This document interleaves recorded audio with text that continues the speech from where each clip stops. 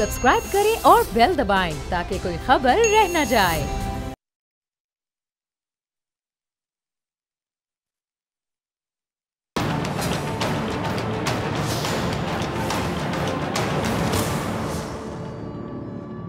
अस्सलाम वालेकुम नाज़रीन, मैं हूं डॉक्टर फिजा अकबर खान और मैं हूं पाकिस्तान और आप देख रहे हैं पाकिस्तान के सबसे बड़े न्यूज़ चैनल का नंबर 1 प्रोग्राम ऐसे नहीं चलेगा। नाज़रीन, मुल्क की जो अभी सूरत हाल है आप लोग भी देख रहे होंगे, कभी हंसी आती है कभी रोना आता है, सिचुएशन ही बयान नहीं होती कि चल क्या रहा है, हम तासुरात का इज़हार क्या करें। अब भी सिचुएशन देख के लगता है कि ये मुल्क या तो दुआओं पर चल रहा है या फिर अफवाहों पर चल रहा है। दुआ जो हम सब करते हैं इस मुल्क की सलामती के लिए, मैं भी करती हूँ, आप लोग भी करते होंगे, और अफवाहें इतनी के रास्ते में पड़ा कोई पत्थर उठा लो तो कुछ मिले ना मिले, अफवाह ज़रूर मिलती है। कभी सुनने को मिलता है कि इमरान खान की हुकूमत ये जाने वाली, आज जा रही है, कल जा रही है, परसों जा रही है। कभी कहा जाता है कि कश्मीर का सौदा कर दिया, कभी कहा जाता है कि तहफ़्फ़ुज़ नामूस रसालत को शदीद खतरा है, तो कभी ये कहा जाता है कि टमाटर 17 रुपये किलो हैं, कहाँ पे मिल रहे हैं, हमें भी दुकान का पता बता दो। मंजर साफ नहीं होता, मंजर बादस्तूर धुंधला है। इस वक्त शिकवा जवाब शिकवा भी चल रहा है, इधर से शिकवा होता है उधर से जवाब शिकवा होता है, ऐसी सूरत हाल है। कभी इमरान खान शिकवा करते हैं तो चीफ जस्टिस ऑफ पाकिस्तान जवाब शिकवा करते हैं, कभी ऑपोजिशन शिकवा करती है तो इमरान खान जवाब शिकवा करते हैं। आज भी इमरान खान का ऑपोजिशन के लिए जवाब शिकवा था, वो क्या था, जरा क्लिप चलाइएगा रजा। मैं जब तक मेरे में अल्लाह ने जिंदगी दी है, कभी मैं इतनी बड़ी गद्दारी करूंगा कि अगर मैं इनको किसी सूरत छूट दे दूं, इनसे डील कर दूं, इससे बड़ी इस मुल्क से कभी गद्दारी नहीं होगी। और मैं आपको इन डाकुओं का मुकाबला करके दिखाऊंगा।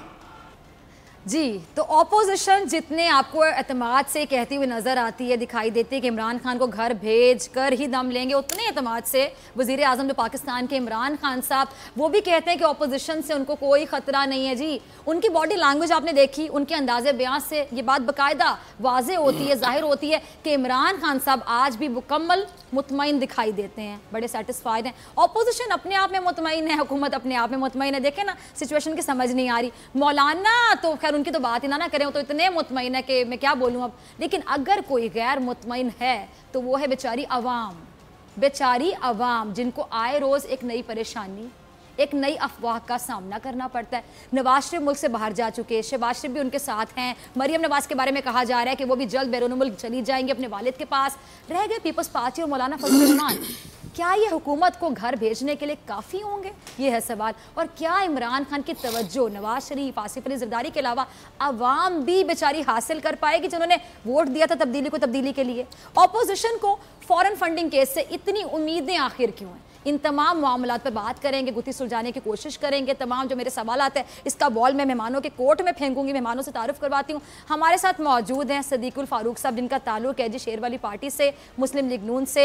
सदीकुल फारूक साहब, warm welcome in the program. इसके साथ साथ सेनेटर सहर कामरान साहिबा, जिनका ताल्लुक तीर वाली पार्टी से, पीपल्स पार्टी से है। आपका भी बहुत शुक्रिया ज्वाइन करने के लिए। बल्ले वाले जी हुकूमती लोग, शौकत बसरा साहब भी हमारे साथ मौजूद हैं लाहौर स्टूडियो में मेरे साथ। आपका भी बहुत शुक्रिया बसरा साहब ज्वाइन करने के लिए। और दिफाई तज्जियाकार जनरल रिटायर्ड अमजद शुएब साहब भी हमारे साथ मौजूद हैं। जनरल साहब, आपका भी बहुत शुक्रिया, वार्म वेलकम। तो हुकूमत पे ज़्यादा जिम्मेदारी होती है, सवाल भी हुकूमत से ही उठाए जाते हैं, हुकूमत से ही पूछा जाता है। तो बसरा साहब, मैं आपसे शुरू करूँगी। बसरा साहब, हुकूमत कहती है कि नवाज शरीफ को बाहर जाने की इजाज़त अदालत ने दी है, चीफ जस्टिस ऑफ पाकिस्तान कहते हैं कि हुकूमत ने दी है। हुकूमत अपने किए हुए फैसले से खुद क्यों भाग रही है? अब ये सवाल वो जो तमाम लोगों के जहनों में जन्म लेगा, उनके जहनों में भी यकीन जाने जिन्होंने बल्ले को वोट दिया था। डॉक्टर फिजा अकबर, सबसे पहले तो अल्लाह से दुआ है कि जो भी बीमार है अल्लाह ताला उसको सेहत दे और अपने हिफ्ज़ व अमान में रखे और उनका साया उनके बच्चों पे कायम रखे। आमीन। क्योंकि मैं समझता हूँ कि सेहत और बीमारी, ज़िंदगी और मौत सब मेरे अल्लाह की तरफ से है, इस पर इंसान का कोई इख्तियार नहीं। बेशक। डॉक्टर फिजा, जहाँ तक आपने बात कही कि हुकूमत ने इजाज़त दी, अनडाउटेडली हुकूमत ने इजाज़त दी, कंडीशनल इजाज़त दी कि अगर आप वो जो 7.5 अरब रुपया जुर्माना आपको हुआ है, अगर आप उसका इंडेमनिटी बॉन्ड, वो भी पैसे नहीं जमा करवाने, सिंपल आप हमें एक स्टैम्प पेपर के ऊपर लिख दें कि जी हम ये पैसे अदा करेंगे अगर वापस नहीं आएंगे, तो उन्होंने एक चैलेंज कर दिया जाके कोर्ट में। अल्टीमेटली अब मियाँ साहब गए हैं कोर्ट की इजाज़त से। अगर कोर्ट उनको ना कहती कि आप ज़ाहिर वहाँ पे हम इंडेमनिटी बॉन्ड मांग रहे थे, कोर्ट ने बयान हल्फी ले लिया सर आंखों पे। लेकिन मैं कहता हूँ इसके बावजूद हम चीफ जस्टिस साहब की इस बात को भी ओन करते हैं कि ये हुकूमत ने इजाज़त दी, कंडीशंस चेंज हो गई। चले, अब बात यह है कि आपने हवाला दिया प्राइम मिनिस्टर साहब की गुफ्तगू का कि क्या सूरत हाल है।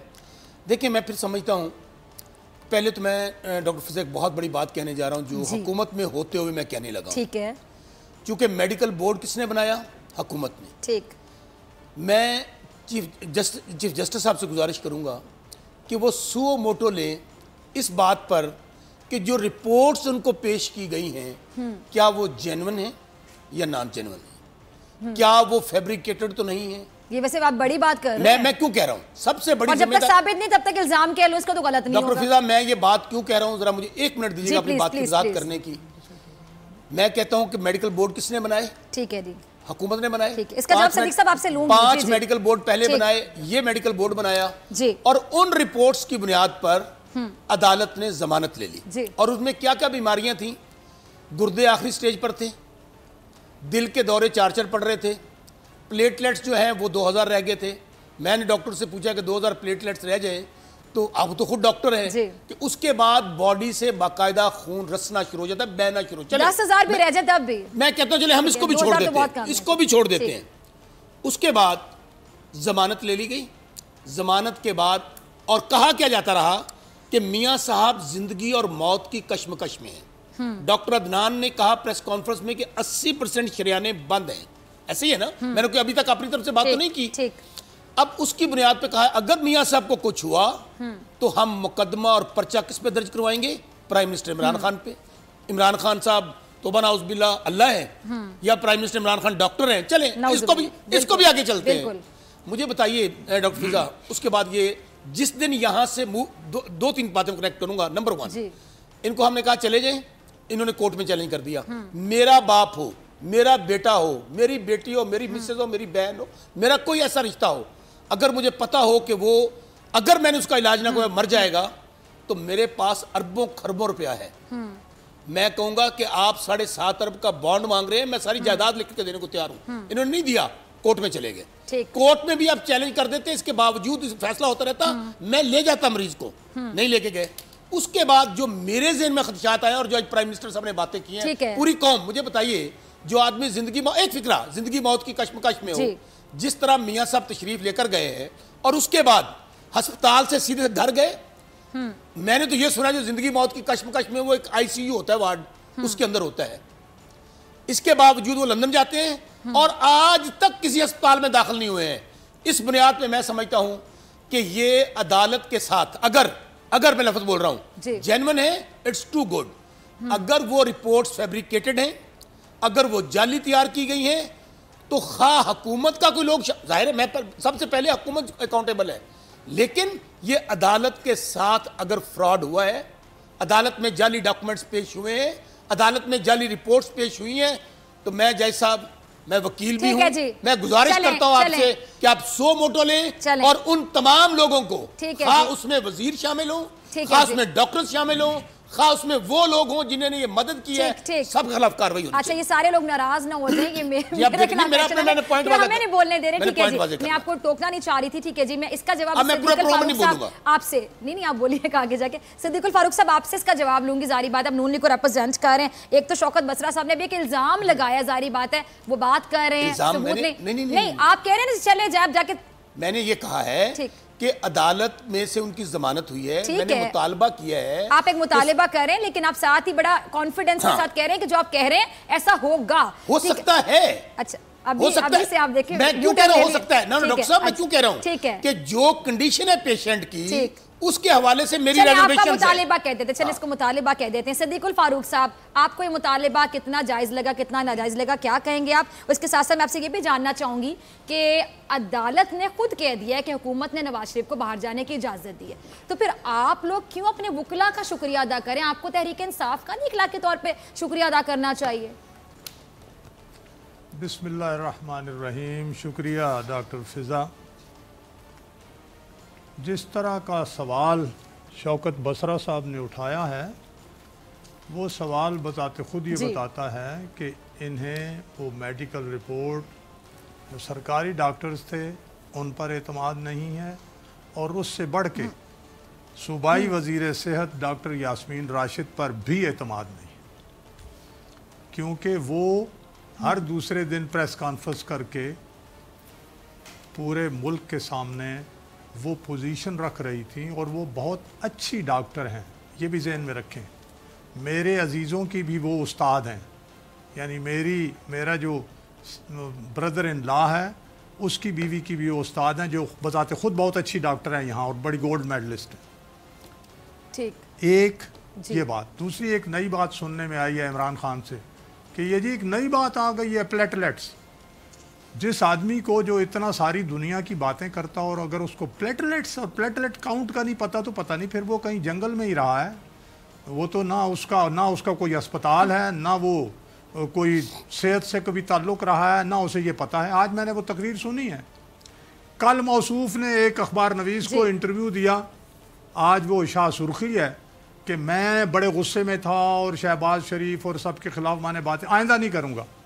ले जी 24 घंटे नहीं गुजरे, ये रियासत मदीना बनाने वाला जो है और अल्लाह को गवाह बना के सच बोलने वाला, 24 घंटे नहीं गुजरे और जो कुछ आज तकरीर है ये प्राइम मिनिस्ट्रियल स्टफ है ये। और कहता क्या है, वो कहता है कि रिपोर्ट थी कि नवाज शरीफ तो किसी वक्त भी मर सकता है। तो मैं अल्लाह से डरते हुए ये कहूँगा, नवाज शरीफ अल्लाह के फजल करम से सेहत याब होकर यहाँ आएगा। वो आज भी तुम्हारे सर पर सवार है और तुम उससे निकल, ये वही नवाज शरीफ है जिसने आज से 26 साल पहले, अब तो ये चीज़ें तुम्हारे अपने मुंह से सामने आ गई हैं, 50 करोड़ रुपए शौकत खानम के लिए दिए। तुम्हारा क्लिप मौजूद है, 50 करोड़ रुपए। और तुम वो आदमी हो जो झुक झुक के उसके जेब का रुमाल जो है कोट का वो ठीक करते थे। तुम वो आदमी हो जिसने उसे दरख्वास्त दी कि मेरे पास रिहाइश के लिए कुछ नहीं है तो मुझे प्लाट दो। ये तुम्हारा किरदार है और आज तुम ये बातें कर रहे हो। फिर मैं ये अर्ज करूंगा, मैं जेल में था परवेज मुशर्रफ। ठीक है जी, सहर कामरान साहिबा में आपकी तरफ थी कि सिख साहब आपका पॉइंट आ गया, इतनी बात खत्म हो गई। साहिबा मैं आपकी तरफ आना चाहूंगी, एक पॉइंट और भी सुन ले। नहीं दोबारा आऊंगी, फिर जनरल अमजद शरीफ साहब बड़े सीनियर, उनकी तरफ भी जाना है मुझे। जी जी, सहर साहिबा भी है जी। बस एक ये है कि देखिए, जी सदीक साहब का ये कहते हैं जी अपोजिशन मेरे लिए नाकाबिले जिक्र चीज़ है, मैं उसका, ओ भाई नाकाबिले जिक्र अगर चीज़ हो, कुछ ना हो तो तुम उसका जिक्र ही ना करो। वो इतनी काबिल जिक्र है कि तुम रात शाम सुबह ख्वाब में भी अपोजिशन और नवाज शरीफ को ही देखते हो और वो तुम्हारे लिए एक हवा बन गए हैं कि वो ही हैं तुम्हें जो तुम्हें आखिरत वो पहुंचाएंगे। हवा उनके लिए, ठीक है जी, खान साहब के लिए अपोजिशन हवा है, आपका ये कहना है। ठीक है जी, सहर साहिबा आपकी तरफ आना चाहूंगी। अब नवाज शरीफ तो बाहर चले गए, उनसे ज्यादा बीमार आसिफ अली जरदारी साहब हैं, क्या उनका इलाज भी बिरोने मुल्क करवाने का इरादा रखते हैं आप लोग, आपकी पार्टी वाले?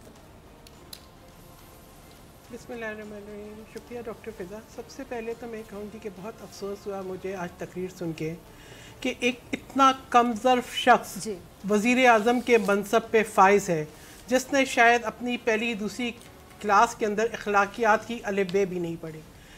जहाँ तक की बात है साबिक़ सदर आसिफ अली ज़रदारी की, तो फ़िज़ा बीबी हमने ना उनके लिए ज़मानत की दरख्वास्त दी है, ना इस हुकूमत से कोई रिलीफ मांग रहे हैं। जो एक वाहिद जेन्युइन मुतालबा है हमारा कि आप उनके ज़ाती मालिज को उन तक रसाई दें, उनके मेडिकल बोर्ड में शामिल करें। और जब मैं ये कह रही हूँ तो मैं तवज्जो दिलाना चाहती हूँ आपकी भी और तमाम सुनने वालों की भी कि आप ये याद रखें कि यूएन में तहकीकात हो रही हैं, यूएन में तहकीकात हो रही हैं मुर्सी के कत्ल की, कि आपने जब उनको ब्रूटल कंडीशंस में रखा गया जेल के अंदर, जिसकी वजह से उनकी मौत वाक़या हुई। तो आज जो है जो ब्रूटल कंडीशंस हैं, जो denial of basic fundamental rights है, इसको क्या हम छोड़ देंगे? ये हमें मजबूर कर रहे हैं कि अब जब हमारी आवाज़ इस नक्कार खाने में ना सुनी जाए तो हम अक़वाम मुत्तहिदा का दरवाज़ा खटकाएं, हम पूछें कि ये कौन सा कानून है और ये कौन सा शख्स है, ये जाबिर आमिर फैशिस्ट शख्स कौन है जो कि कहता है कि मैं आपको आपका बेसिक फंडामेंटल राइट नहीं दूंगा, जो एक मरीज को, एक ऐसे शख्स को जो सदर मुमलिकत रह चुका हो, एक ऐसा शख्स जिस पे कोई फर्द जुर्म आयद नहीं हुई, एक ऐसा शख्स जिसको आपने 6 महीने से जबरी हिरासत में रखा हुआ है, एक ऐसा शख्स जिसका आज तक आप कोई लिंक उन इल्जामात से नहीं जोड़ सके जिसको आप अपना मनसब, अपनी अथॉरिटी, अपने इख्तियारात इस्तेमाल करते हुए, जिसको आप जो है कैरेक्टर असैसिनेशन के लिए इस्तेमाल कर रहे हैं। जब आप ये सब नहीं कर सके तो आपको शर्म आनी चाहिए। आपकी तौबा का वक्त है, आप तौबा करें, क्योंकि आप जो है आप इंसानी हकूक, आप जो बेसिक इंसानी हकूक है जो इस्लामी जमहूरिया पाकिस्तान का आइन देता है, आप उन हकूक के डिनाइल में है। साबिक सदर आसिफ अली जरदारी इस जैसे कमजोर शख्स से, इस जैसे कमजोर शख्स से कुछ मांग नहीं रहे, और इससे मांगे के क्या? ठीक है जनरल साहब, आपको शामिल गुफ्तगू करना चाहूंगी। ठीक है साहब, आपका पॉइंट आ गया। जनरल अमजद साहब आपकी तरफ आना चाहूंगी। मैं जरूर मेंशन करना चाहूंगी कि यासिर इरफाक के भी प्लेटलेट्स कम थे। यासिर इरफाक भी जब जहाज में गया फ्रेंच मिलिट्री हेलीकॉप्टर में, तो वो वेव करता हुआ गया। इनको कुछ पता होना चाहिए कि इन्होंने आज डिस्क्रेडिट किया है पंजाब हुकूमत के डॉक्टर्स को, इन्होंने अपने मेडिकल बोर्ड को डिस्क्रेडिट किया है, इन्होंने डॉक्टर शम्सी को डिस्क्रेडिट किया है, इन्होंने पाकिस्तान की अदलिया को डिस्क्रेडिट किया है, इन्होंने अपनी वजीर सेहत को डिस्क्रेडिट किया है, इन्होंने अपने आप को डिस्क्रेडिट किया है। इतना लाइल्म शख्स, इतना बेवकूफ शख्स प्राइम मिनिस्टर के मनसब पे फाइज है। यकीन करें कि मैं समझती हूं कि ये बहुत हसास पोजीशन है और इस जैसे शख्स को कोई हक नहीं पहुंचता। अच्छा जनरल साहब आपकी तरफ आना चाहूंगी। ठीक है ओके मैम, आपका पॉइंट आ गया। इसी को तो मुकमका कहते हैं। अच्छा जी, अच्छा जनरल अमजद साहब आपकी तरफ आना चाहूंगी। मुल्क में अफवाहें गर्दिश कर रही हैं, हुकूमत जाने वाली, आज जारी, कल जारी, परसों जारी, मौलाना खाली हाथ नहीं लौटे, पता नहीं क्या लेकर है, सानू मौलाना ने कुछ नहीं दसिया। अच्छा जी, कुछ कह रहे हैं लिखने वाले कि जी विलन जो है हीरो बन जाएगा, हीरो विलन बन जाएगा, कहानी का जो दी एंड है वो भी तजवीज़ किया जा रहा है, बड़ा अफसोसनाक होगा, रुलाने वाला खुद रोएगा। ये क्या हो रहा है जनरल साहब, जरा समझाइएगा।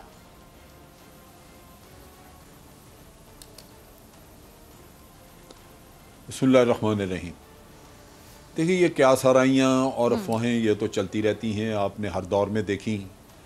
जरदारी साहब के दौर में तो हर महीने एक तारीख मुकर्रर होती थी, लेकिन उन्होंने भी अपना वक्त पूरा किया। देखिए, आइन में वो तरीक़ाकार मौजूद हैं जिसके ज़रिए आप इन हाउस तब्दीली या हुकूमत बदलवा सकते हैं या आप जल्दी इलेक्शन करा सकते हैं। ये सारी चीज़ें वहाँ पे मौजूद हैं, और अगर कोई आइनी ऑप्शन इस्तेमाल होती है और आइन के मुताबिक कुछ किया जाता है तो उसमें तो किसी को भी कोई एतराज़ नहीं होना चाहिए। हुकूमत हो या अपोजिशन हो या पाकिस्तान के अवाम हो, वो कानून के सारे ताबे हैं, और अगर आइन में ये चीज़ें जिस अंदाज में दी हुई हैं, अगर उस तरह प्रैक्टिस की जाए तो मेरा नहीं ख्याल कि किसी को एतराज़ होगा। लेकिन बज़ाहिर ये लगता नहीं, बज़ाहिर यही लगता है कि हुकूमत अपनी मुद्दत पूरी करेगी। अगर हुकूमत अपनी मुद्दत पूरी ना कर सके तो उसकी वजह सिर्फ़ और सिर्फ ये होगी कि हुकूमत की अपनी परफॉर्मेंस ठीक ना हो, हुकूमत के अपने अंदर वो मसाइल हों, वादे किए पूरे ना हों। मकसद कहने का ये है कि ऑपोजिशन के साथ चूँकि एक वर्किंग रिलेशनशिप नहीं है तो आपके मामला चलते नज़र नहीं आ रहे। उसके साथ साथ अगर आपकी परफॉर्मेंस भी अच्छी ना हुई और इम्प्रूव ना की तो लाजमी बात है कि ऑपोजिशन आपको आड़े हाथ लेगी और फिर आपके लिए मसाइल पैदा होंगे। मेरे ख्याल में सबसे बड़ी खराबी, अरे सॉरी मैं आपकी बात काटी जनरल साहब, आपकी बात से मेरे ज़हन में एक सवाल आया, ये है कि परफॉर्मेंस अपनी जगह आप बता रहे हैं, अगर परफॉर्मेंस सही ना हो तो ठीक है जी, तो मसला होगा। मैं आपसे जानना चाहती हूँ परफॉर्मेंस से, तो बताएं आपको हुकूमत की अब तक की परफॉर्मेंस कैसी लगती है? क्या इतनी बुरी है कि इन तमाम पार्टियों ने भी, इन दोनों पार्टीज़ ने भी इतनी दफ़ा बारियां ली, क्या उनसे भी गई गुजरी परफॉर्मेंस है या एटलीस्ट उतनी बुरी है जितनी इनकी थी? फिर एतराज़ किस बात का हो रहा है? दूसरा मुझे बताइएगा, अगर इनकी नहीं बन रही आपस में अपोजिशन वालों की, हुकूमत वालों की, तो क्या ये पर्सनल ग्रजेस निकाली जा रही हैं या मेरिट पे तनकीद की जा रही है? इसको हम तनकीद बराए इस्लाह कहते हैं, जो पाकिस्तान के लिए एक दूसरे पे की जाती है तनकीद।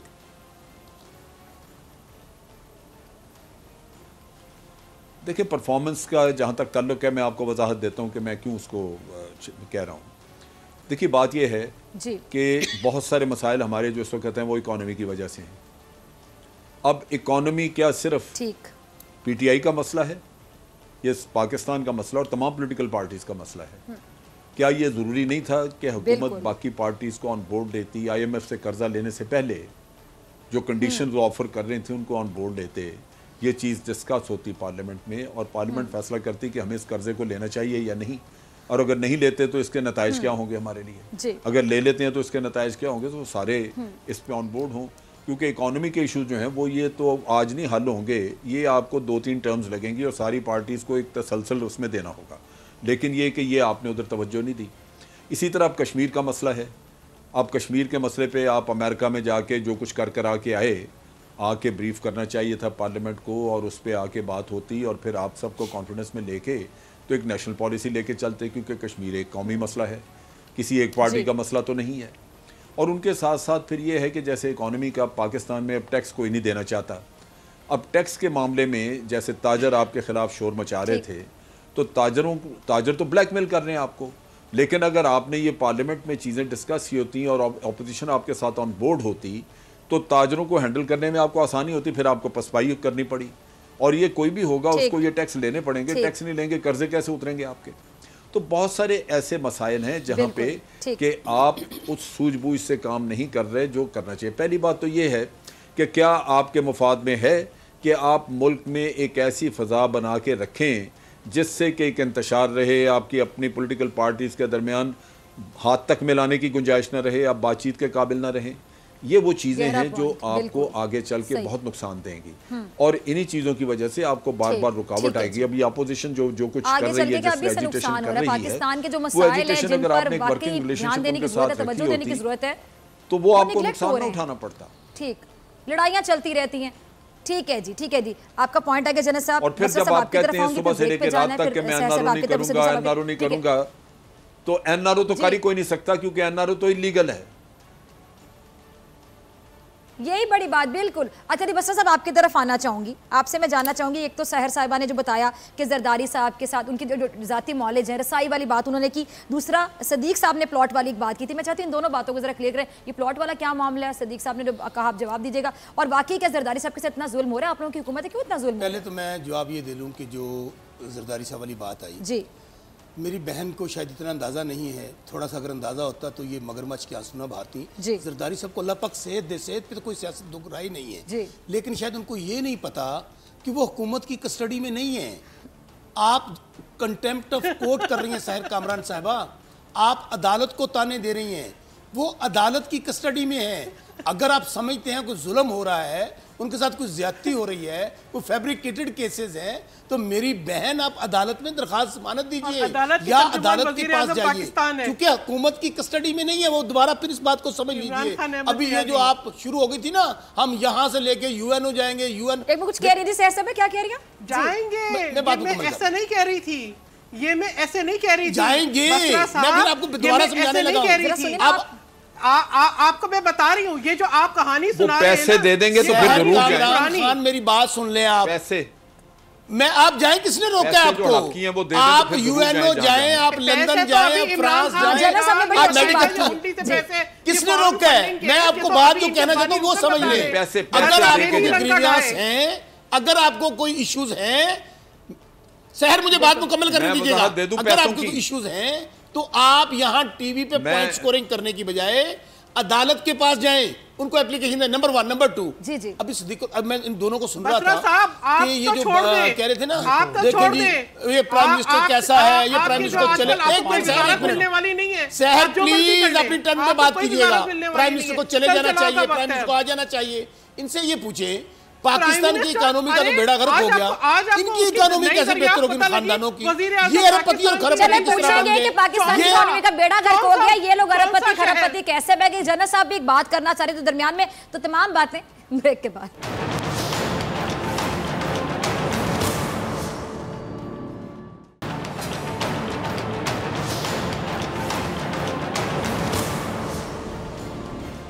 वेलकम नाज़रीन, आप देख रहे हैं ऐसे नहीं चलेगा। मैं हूं आपके साथ डॉक्टर फिजा अकबर खान। मेहमानों से दोबारा तारुफ करवा देती हूं। लॉ स्टूडियो से मेरे साथ मौजूद है शौकत बसरा साहब, सदीकुल फारूक साहब मौजूद हैं, सहर कामरान साहिबा और जनरल रिटायर्ड अमजद शुएब साहब मेरे साथ मौजूद है। तमाम मेहमानों को दोबारा से वार्म वेलकम। अच्छा जी, बसरा साहब कुछ बात कर रहे थे ब्रेक में भी, वो अच्छा सहर साहिबा हंस भी रही थी, तब मुझे ब्रेक में जाना पड़ा। सहर साहब आपसे भी पूछूंगी कि आप किस बात पे हंस रही थी? बड़ा आपका क्यूट सा कहका मुझे सुनाई दिया, दिखाई दिया जी। एक तो हमें बसरा साहब नहीं करना चाहिए अपनी बात जो है, मैं फिर कह रहा हूं मासूमाना बातें करते हैं। एक मिनट सहर मुझे बात करने, मुझे पूछा पूरी कौम भी हंस रही होगी। सहर मुझे सवाल पूछा, आपसे नहीं पूछा। सहर मुझे सवाल पूछा, आपको नहीं पूछा। अच्छा सहर साहब सिर्फ 1 मिनट, आपसे नहीं पूछा, अपनी टर्न पे बात कीजिएगा, मेरे से बात पूछा। आप लोग इस तरह टाइम वेस्ट मेरे से सवाल पूछा, आपसे नहीं पूछा। वन बाय वन, ठीक है 1 मिनट। सहर साहब सिर्फ 30 सेकंड में आपकी तरफ आ रहे हैं, मसला से जरा सुन ले क्या कह रहे हैं। देखना ये बोलते जाएंगे मेरी बात। अच्छा मैं डॉक्टर फिजा ये कह रहा था, पहली बात तो अभी सिद्दीक वजीर बनने वाले नहीं है, अभी वजीर बनने वाले नहीं है। अभी ठहर जाए ना, आप अपनी बूट पॉलिश बाद में कर लीजिएगा। बूट पॉलिश जी जी, बूट पॉलिश बाद में बात कर लेने दें। आप कर रहे हैं। अभी सिद्दीकुल फारूक साहब ने कहा था सदीकुल फारूक साहब ने कहा था कि ये वो डॉक्टर यास्मीन राशिद साहब बयान देती रही, फलां देती रही, इन दोनों ने कह रहे हैं ना रिपोर्ट ठीक है, तो मैं जब मुतालबा कर रहा हूँ हुकूमत के तौर पर, सबसे पहले तो हम जिम्मेदार होंगे ना, ये भी दोनों पार्टियां मुतालबा करें कि बिल्कुल सो मोटो होना चाहिए, क्योंकि ये कोर्ट को अगर डिसीव किया गया है, जाली रिपोर्ट्स बनाई गई हैं, फैब्रिकेट रिपोर्ट्स बनाई, ये अदालत के साथ ज्यादती है, अदालत फिर फैसला करेगी, और अगर सही है तो बिल्कुल ठीक है। फिर दूसरी बात डॉक्टर फिजा, मुझे ये बड़ा ना, जब ये मगरमच्छ का आंसू आते हैं ना, इकोनॉमी खराब हो गई, मैं सिर्फ इनसे ये पूछता हूँ कि पाकिस्तान, हम हुकूमत हैं, हम जवाबदेह हैं, लेकिन 32,000 अरब का कर्जा किसने लिया? हमने लिया था। ये 40 साल 70 साल जो हुकूमतें करते रहे हैं, हर पैदा होने बच्चा 1.5 लाख का तमाम इदारे तबाह बर्बाद कर गए। खुद मैं एक सवाल बता दे, पाकिस्तान कर्जों में डूब गया, ये क्यों नहीं डूबे? ये क्यों अमीर से अमीरतर हुए? अच्छा, इसका जवाब मैं जनरल साहब से लेती हूँ, क्योंकि सारी बात है, आप तीनों एक एक पार्टी को रिप्रेजेंट कर रहे हैं, आप तो हुकूमती पार्टी में, तो आप कहेंगे ये क्यों नहीं डूबे? नून लीग वाले क्या जवाब देंगे? आप बोले, मैं नहीं बोलूंगा। जनरल साहब आपको क्या लगता है? जी जी, अच्छा जनरल साहब, 2 सवाल पूछूंगी। एक तो बसरा साहब ने बड़ा एक अहम पॉइंट रेज किया कि वाकई हमारी जो इकोनॉमी है कहां तक पहुंच गई, आपको पता है हालात हमारे क्या है। ये जो 2 पार्टीज जो बरसर इक़्तिदार रही इतने साल, ये वाकई इनके जो बैंक अकाउंट से बढ़ते चले गए, जायदादें बढ़ती चलेगी। दूसरी चीज मौलाना साहब के हवाले से पूछना चाहूंगी कि मौलाना साहब का प्लान सी, फिर डी, पता नहीं कहाँ का जो एक अनलिमिटेड प्लान्स का टोकरा उठा के फिर रहे हैं, वो ये जो है, ये जलसा है, ये है क्या? आपको क्या लगता है इससे क्या हासिल होगा? हमेशा की तरह खाली हाथ ही लौटेंगे, लेकिन कह देंगे कि मेरे पास कुछ आ गया? क्या आ गया?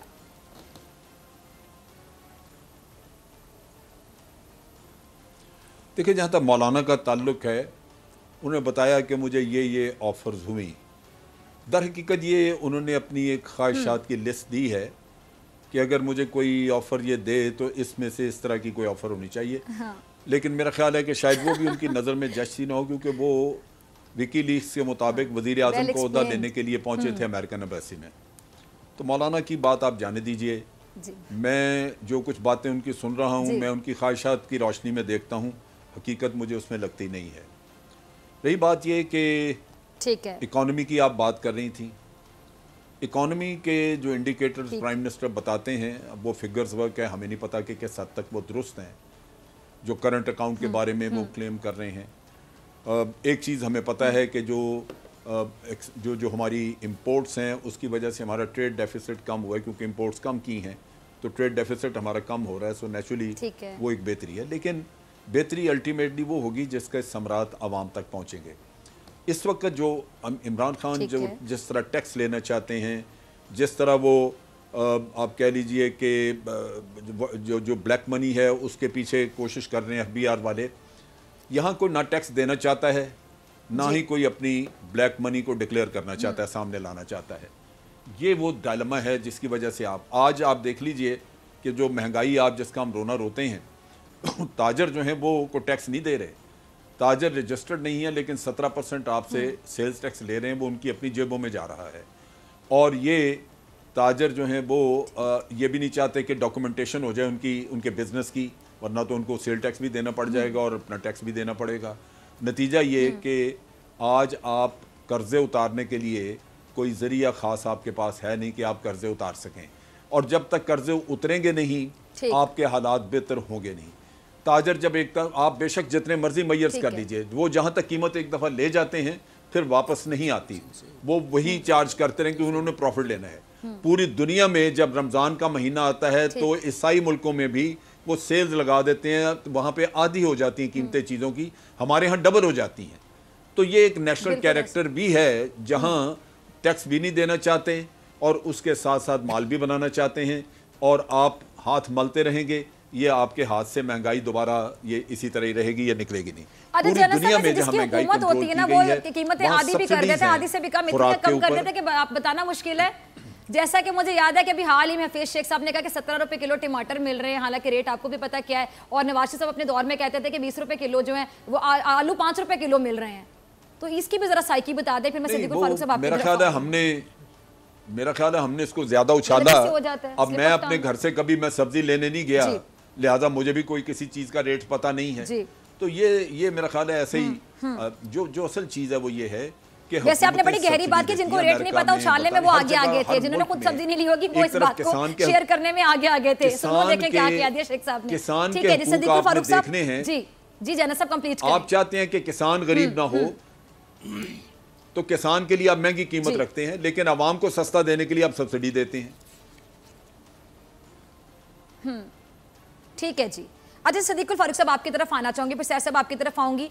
नवाज शरीफ चले गए, शहबाज शरीफ चले गए, मरियम नवाज भी शायद अब चली जाएंगे। नून लीग को फॉरेन फंडिंग केस के अलावा कोई उम्मीद नजर आ रही है? और ये जो फॉरेन फंडिंग केस है इसमें से क्या निकलेगा, क्या कहते हैं आप? देखिए पहली बात तो ये है, फॉरेन फंडिंग केस का आपने ही हवाला दे दिया है, बड़ा अच्छा हवाला दिया है। ये कोई मजाक नहीं है जी। जो लोग साफ होते हैं वो तलाशी मांगने वाले, आप अपनी तलाशी दे दें। 5 साल हो गए हैं, 61 दरखास्तें दी हैं इन्होंने, और 7 इस वक्त मजीद दी हुई हैं। भाई जब आपका सारा कानूनी पैसा आया है, भारत से भी आया है, इल्ज़ाम है कि इजराइल से भी आया है, 23 गैर मुल्की अकाउंट स्टेट बैंक ने दे दिए हैं, तो अपनी तलाशी दे दें। क्यों भागते क्यों हैं, छुपाते किस? कोई चीज़ है जिसको आप छुपा रहे हैं, तो अगर आप साफ सुथरे हैं तो ना छुपाएं। ये एक बहुत बड़ा सवाल है। साफ सुथरे हो तो ना छुपाओ, जाओ उधर इलेक्शन कमीशन में और सारी दरखास्तें वापस लो। दूसरी बात यह है कि इसके अलावा जो जनरल साहब ने भी माशाल्लाह बड़ी अच्छी बात की कि भाई आप खुद अपने लिए गड़े खोदते हो। अपोजिशन ने तो मईशत पर भी ताउन पेशकश की, अपोजिशन ने तो तहरीक लब्बैक के धरने पर भी सारे आपके साथ खड़े हो गए, अपोजिशन ने तो और बहुत सी चीज़ों में ताउन की पेशकश की कि इस मुल्क को हम चलाएं। लेकिन आप तो वो लोग हो ना कि कल ये कह के कि अब मैं नहीं कहूँगा, ये मुझसे गलती हो गई है, बड़ा गुस्सा था, आज वही गुस्सा उधर का उधर ही है। तो आप में क्या वो ज़र्फ़ है? क्या ये वज़ीर आज़म का ज़र्फ़ है? नहीं है। दूसरी बात मईशत है। अभी वो बात करते हैं, कोई 3-4 दौरे किए हैं चीन के, मैंने भी 6-7 दौरे किए और देखा कि कब से वो ये कहना शुरू हुए और उन्होंने अमल भी किया कि भाई पहले लोगों की इनकम बढ़ाओ तो फिर उसमें से टैक्स वसूल करो। आप आए तो आपने इनकम जो है और मईशत उसको श्रिंक कर दिया, मईशत जो है वो ख़राब हो गई। शरह सूद आप 5.75 से 13.25 पर ले गए। डॉलर आप 160, अभी वो डॉलर 156 का हुआ तो कहते हैं जी देखें स्टेबल। ओ भाई आपने उठा के उसे 160 का किया, वो 2-4 रुपए अगर बेहतर हुआ तो ये वही बात है कि 100 रुपए की चीज़ की कीमत 200 करके फिर 195 करो। वो जी हमने सस्ता कर दिया 5 रुपए, और वो जो आपने 100 बढ़ाया है वो किधर गया? आपने तो सारे कर्जे बढ़ा दिए। और ये जो आप बात करते हो, ये जो अभी बसरा साहब ने 3200 अरब रुपए, 32,000, और खुदा के बंदे की पहली बात ये 32,000 नहीं है, लेकिन आपकी हुकूमत ने इन 15 महीनों में 15,000 अरब रुपए ले लिए हैं। 15,000 अरब हमने कर्जा लिया था, तो आप ही के मिनिस्टर हमाद अजहर ने बताया है कि हमने 35 बिलियन डॉलर कर्जा लिया था, तो 33.51 बिलियन वापस भी कर दिया था। सिद्दीकुल फारूक साहब जी पूछिए, आप पूछिए, सुन लेंगे वो। सिद्दीकुल फारूक साहब, मेरा आप कह रहे हैं ना कि रिपोर्ट्स भी जेन्युइन है और मियां साहब बीमार हैं। मैंने मुतालबा किया, आप भी मुतालबा करते हैं सुओ मोटो का कि चीफ जस्टिस को सुओ मोटो लेना चाहिए कि इन रिपोर्ट्स के ऊपर ये जेन्युइन है या नॉन जेन्युइन है। सिद्दीकुल फारूक साहब, पहली बात यह है कि मैं आपके, आप जवाब सुन ले, मेरा जवाब सुन ले। आपने सवाल किया, मैं जवाब देता हूं। आपसे लास्ट कमेंट लूंगी। मैं आपके हर फजूल मुतालबे पर, यानी आप यहां बैठ के अपनी वजीर जो सेहत है, जो जिम्मेदार खातून और वजीर है और खुद डॉक्टर है, उस पर आप अदम एतमाद का इजहार कर रहे हैं, तो मैं आपको अक्लमंद तो आदमी नहीं समझता जो ये बात आप कर रहे हैं। तो किसी की अहमकाना बातों और मुतालबों को मैं क्यों सपोर्ट करूंगी? जवाबदेह होगी ना। अगर मेडिकल बोर्ड की रिपोर्ट्स गलत आप मेहरबानी करें, तो जाइए, होना चाहिए ना। पहले उस वजीर को निकालें, जाएं अपने इमरान खान को कहें, मैं यही कह रहा हूं, अगर वजीर का कसूर हो वो भी सामने आ जाएगा, खत्म करें, मुतालबा तो करें। फिर वो जो मेडिकल बोर्ड के डॉक्टर हैं शामिल उनके खिलाफ पर्चा दर्ज कराएं, जाएं पर्चा दर्ज कराएं। मैं कह रहा हूं कि जाहिर है मैं आपको इस कोर्ट में ये बात साबित हो जाएगी तो जज साहब खुद पर्चे का ऑर्डर देंगे सबके खिलाफ कि जज साहब को डिसीव किया गया है। जो जिम्मेदार होंगे सबके खिलाफ पर्चे होंगे। बात को क्यों मानूं? बस सब इसको फजूल कह रहे हैं। आप तो कल पागलपना कोई और कर देंगे। मैं जाती तौर पर आपकी अलग है, माशरती तौर पर, लेकिन आप तो पागलों वाली बात कर रहे हैं। आपका लीडर भी पागल है, लड़ाई ना हो जाए। अच्छा जी, पागल भी है। शो में लड़ाई ना कीजिए। अच्छा बसरा साहब मुझे सिंपल बता दें, फॉरेन फंडिंग केस को पीटीआई ने इतनी तूल क्यों दी? अगर कुछ है ही नहीं, अंदर से कुछ निकलना नहीं तो फिर क्यों? पहली बात तो ये नहीं समझ आ रही कि फॉरेन फंडिंग होता क्या है। मैं थोड़ा सा वजाहत करूं। अब इतना टाइम नहीं, क्या पूरा देखिए फॉरेन फंडिंग जो है, कोई अगर मुल्क जो है, अगर कोई मुल्क आपको किसी पार्टी को पैसे देता है, नंबर 1, नंबर 2 कोई बैंड ऑर्गेनाइजेशन आपको पैसे देती है, नंबर 3 बसरा साहब कहते हैं मैं वकील हूं, तो ये कानून पढ़ लेना, फॉरेन फंडिंग का कानून पढ़ ले, दूध का दूध पानी का पानी हो जाएगा। वो कह रहे कानून पढ़ लें। अच्छा दूध का दूध पानी का पानी हो जाएगा। आपने तो 10 साल के सबूत दिए। अच्छा एक मिनट, सहर साहब कोई बात नहीं, हमने आप वो हैं, अदालतें आपके हक में फैसले दें, हक और सच की बता, वरना 5 बुगोज के मारे हुए जज सुप्रीम कोर्ट पर हमले, जजों के खिलाफ कानून का नहीं पता, पहले कानून पढ़ लो। पूछे में बंद कर देना सभी जो सिचुएशन है स्क्रीन की, वहां से अंदाजा लगाने कि जनरल साहब कितने क्यूट लग रहे हैं बैठे हुए, और एंकर भी बेबस। जब 3 सियासतदान आपस में लड़ रहे हैं तो एंकर और जनरल साहब बिल्कुल आराम से। अच्छा जी सहर साहिबा आपकी तरफ आना चाहूंगी। एक जरा संजीदा सवाल लगा रही हैं, कोई नहीं लड़ रहे भाई। अब देख, अब ये और सियासत का चेहरा के सब कुछ करके कह रहे हम नहीं कर रहे, ये एक और जवाब नाजरीन को जा रहा है, सिचुएशन क्लियर हो रही है, लड़ और कह रहे हम नहीं लड़े। अच्छा जी सहर साहिबा, सिंध के अवाम को कुत्ते खा रहे हैं, आप पर भी बसरा साहब का असर हो गया है। कहती हैं कि आप जिनको कुत्ते खा रहे हैं या काट रहे हैं वो कुत्तों से दूर रहें, ये कैसा हल है? बात ये है फिजा, मुझे आप एक बात बताएं कि आप क्या पोर्ट्रे करना चाह रही हैं। मुझे आप ये बताएं कि आप ये करना चाह रही हैं कि आप हमसे सवाल पूछें और मुझे ये हैरानी होती है कि हम लड़ रहे हैं। नहीं, अगर आप मुझे ये बताएं कि आप ये चाहती हैं, अगर ऐसा कोई, देखिए मुझे पता है कि आजकल मैन्युफैक्चर्ड किस्म की एक स्टोरी चल रही है। मैं तो पहले ही बात करना चाहूंगी कि वजीर आजम पाकिस्तान के ऊपर मैं ये बात करना चाहूंगी कि वो बहकी बातें जो कर रहे थे, इसका जवाब दें। मुझे आज पहले मुझे ये पूछने दे कि वो लाइट से तेज चलने वाली ट्रेन कहां गई। मुझे ये पूछने दे, अगर बीबी अब आप थोड़ा सा अव्वल करें ना, वो सड़कों पे फिरने वाले कुत्ते हैं ना, वो कुत्ते नहीं है जो बिलावल साहब ने अपने घर में रखे हैं, जिनकी ग़िज़ा इंसानों से ज्यादा अच्छी है। गाय ने 24 किलो दूध देना शुरू कर दिया। मुझे पूछने दें कि जापान की और उसकी जर्मनी की सरहदें मिल गई हैं। मुझे पूछने दें कि आज कौन सा वजीर आजम है जो अपना हलफ नहीं पढ़ सकता। सवाल का जवाब तो देते, आपने इतना कुछ पूछने सवाल का जवाब नहीं दिया, बस आपने उल्टा हमसे पूछना शुरू कर दिया। विक्टिमाइजेशन के लिए मुझे कहां मौजूद है और लाड़काना में एड्स से कहां लोग मर रहे हैं। अच्छा मैं कि जी जो एक कंट्रोल किस्म का, मेरे सवाल का जवाब चढ़ा दो ताकि नशोनुमा रुक जाए, उतनी गुफ्तगू। मुझे अंदाजा था सहर साहब आपका रिएक्शन मैंने पहले ही कह दिया था, आप हंस रही हैं। मेरे सवाल पे अब आपने सीख पाओ जाना। जनरल साहब अच्छा एक मिनट, बात गलत की है डॉक्टर, मुझे एक मिनट दीजिए। जनरल साहब आपने बात गलत की है।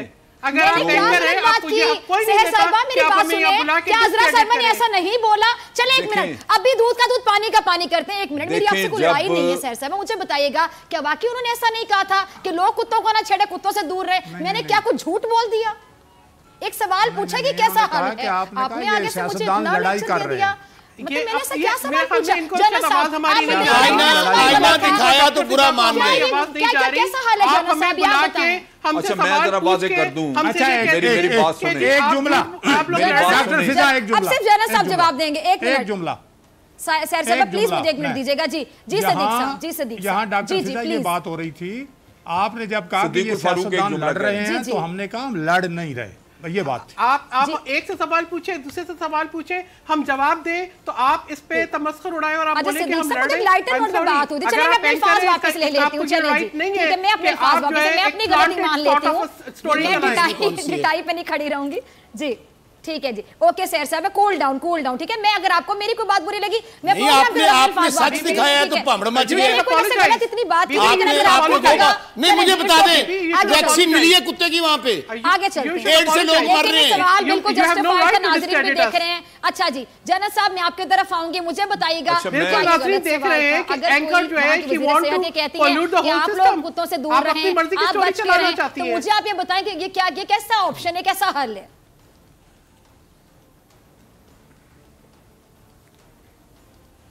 देखिए, पहले तो मैं जो डिस्कशन चल रही थी उसमें मैं 2-3 बातें क्योंकि मेरे जहन में थी और रह न जाएं।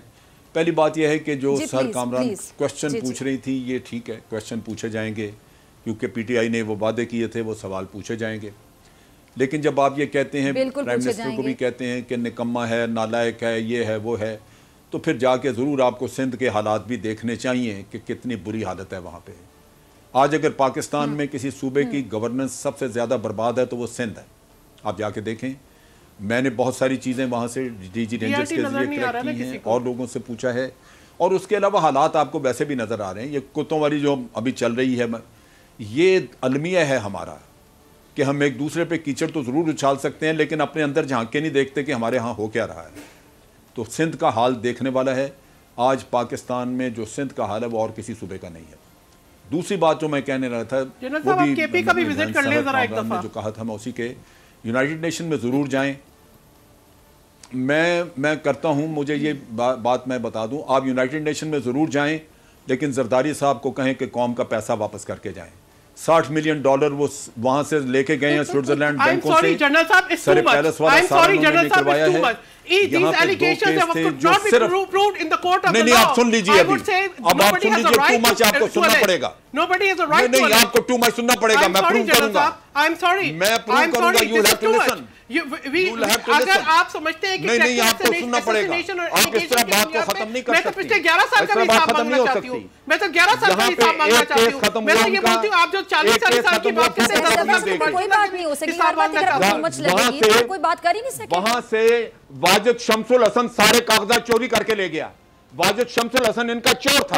वो सारे कागज चोरी करके ले गया। ये कहानियां अगर आपके पास 10-10 साल के मार्शल रहे, आप प्रूव कर देना। क्यों प्रोसिक्यूशन तहलील होती है? क्यों प्रोसिक्यूशन तहलील होती है जनरल परवेज मुशर्रफ की? जनाब, आप क्या बात कर रहे हैं? अगर 10 साल के मार्शल के हिसाब नहीं दे सकते तो कोई आपकी वफादारियां होंगी, हमारी नहीं है। हमें पाकिस्तान लूटा हुआ है, हमें पाकिस्तान वापस चाहिए जो लूट के ले गए लोग। डॉक्टर फिजा फिर सही जाती है आप लोगों की। आप बैठ के वहां पे ये कह रही कि वही कुछ नहीं। साहब आपका लास्ट कमेंट। जी जनरल साहब, ठीक है जी, मैं ये सदीक साहब आपका लास्ट कमेंट चाहूंगी जी।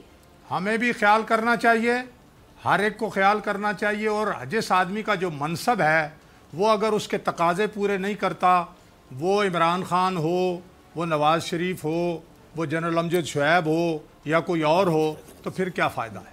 हमें कुछ अखलाक इल्जामात जो है उनकी बुनियाद पर अगर अमजद शुएब साहब भी कहें, मैं तो ये समझा था कि सिद्दीकुल फारूक साहब कहने लगे हम लूटा हुआ माल वापस करने लगे। मैं तो ये समझा था कि वो ये कहने लगे हम लूटा हुआ माल वापस कर रहे हैं।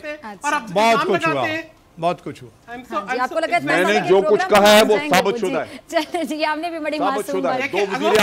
और डेली मेल के खिलाफ शहबाज शरीफ साहब को केस भी दायर कर रहे हैं। डेली मेल के खिलाफ आजकल लंदन में ही है। अच्छा सर साहब, आपका भी लास्ट कमेंट चाहूंगी, फिर मैं क्लोजिंग पे जाऊंगी जी। अब अस्कर यारा जी, बसरा साहब, बात ये है कि बसरा साहब आप क्यों बातें करते हो? मैंने कहा लंदन में है ना एक शख्स सिद्दीकुल फारूक साहब, मैंने कहा लंदन में मियां शहबाज शरीफ साहब वो डेली मेल के खिलाफ केस दायर कर रहे हैं। साहब, जनरल अमजद शुएब साहब, सिद्दीकुल फारूक साहब, शौकत बसरा साहब, आप तमाम लोगों का बहुत शुक्रिया। डॉक्टर फिजा अकबर खान को दीजिए इजाजत। मुलाकात होगी पीर के रोज, सेम टाइम सेम चैनल। अगर जिंदगी ने वफा की दुआ में याद रखिएगा, ढेर सारा ख्याल रखिएगा। अल्लाह ने के बाद